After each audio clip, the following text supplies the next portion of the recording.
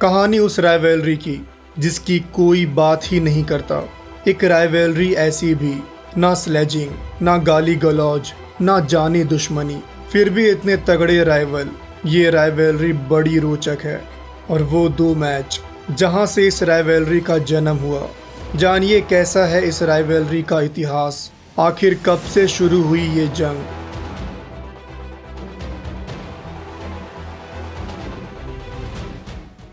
जब भी क्रिकेट में राइवलरी की बात होती है, हर फैन की जुबान पर नाम आता है भारत पाकिस्तान, ऑस्ट्रेलिया इंग्लैंड, श्रीलंका बांग्लादेश या फिर पाकिस्तान अफगानिस्तान।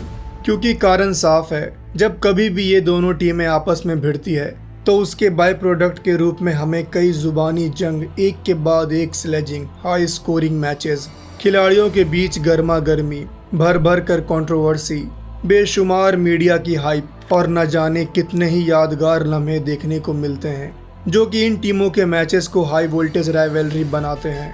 लेकिन क्या आप जानते हैं कि इनके अलावा एक राइवलरी ऐसा भी है जो कि इन सब से हटके है। हालांकि उस राइवलरी की कोई बात नहीं करता, क्योंकि ना ही तो उसमें कोई कंट्रोवर्सी है, ना ही कोई गाली गलौज, ना कोई फेक इंटेंसिटी, ना कोई स्लेजिंग और ना ही कोई जानी दुश्मनी। प्योर क्रिकेट, साइलेंट एग्रेशन और किलिंग डेडिकेशन है जो कि फैंस के दिलों में एक अलग ही जगह रखती है। ये राइवलरी है इंग्लैंड और न्यूजीलैंड की, जो कि क्रिकेट में एक अलग ही फ्लेवर लेकर आती है, जहां आखिर तक भी पता नहीं चलता कि ऊंट किस करवट बैठेगा, क्योंकि ये दोनों ही टीमें हमेशा ही एक दूसरे को बेहद कड़ी टक्कर देती है और बेहद ही थ्रिलर मुकाबले में आखिरी तक लड़ती है, जब तक कि कोई एक टीम जीत न जाए। इनमें से कोई गिव अप नहीं करता, जो कि किसी भी दर्शक के लिए बेहद ही एक्साइटिंग होता है।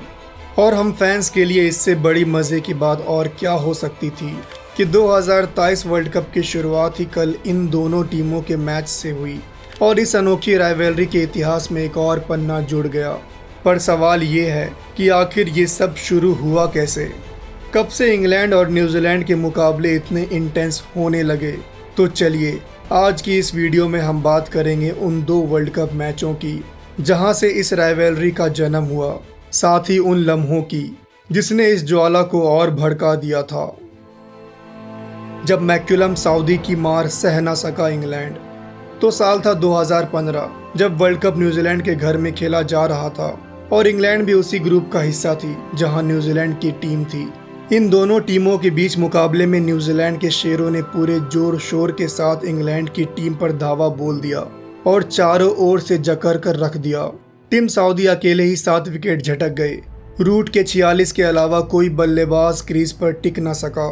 कीवी गेंदबाजों ने इंग्लैंड को एक मामूली सी एसोसिएट टीम की तरह 123 रनों पर ऑल आउट कर दिया और जवाब में जब न्यूजीलैंड बल्लेबाजी करने उतरा तो इंग्लिश गेंदबाजों की धज्जियां उड़ा दी कप्तान ब्रेंडन मैकुलम ने।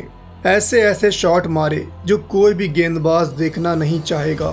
महज 25 गेंदों में 77 रनों का जो तूफान मैकुलम ने ला दिया, उसने महज 12.2 ओवर में न्यूजीलैंड को ये टारगेट चेज करा दिया।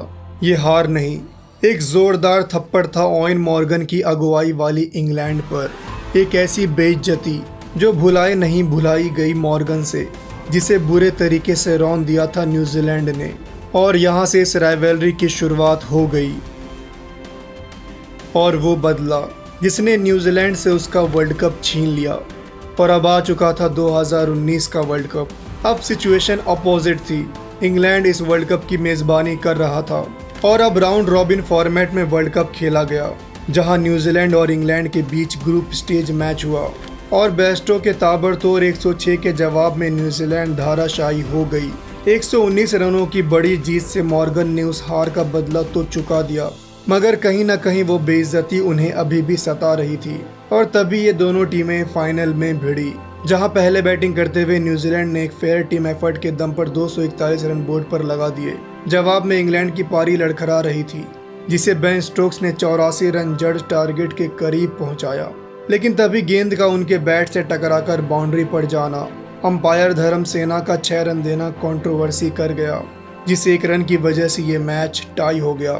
और फिर सुपर ओवर में इंग्लैंड का 15 रन बनाना इस मैच को और रोचक कर गया, मगर फिर न्यूजीलैंड ने भी 15 रन बनाए लेकिन सुपर ओवर टाई होने के बावजूद कंट्रोवर्शियल बाउंड्री रूल के चलते इंग्लैंड को ही वर्ल्ड कप फाइनल का विजेता बना दिया गया और इंग्लैंड बेयरेस्ट ऑफ मार्जिन से जीत गया।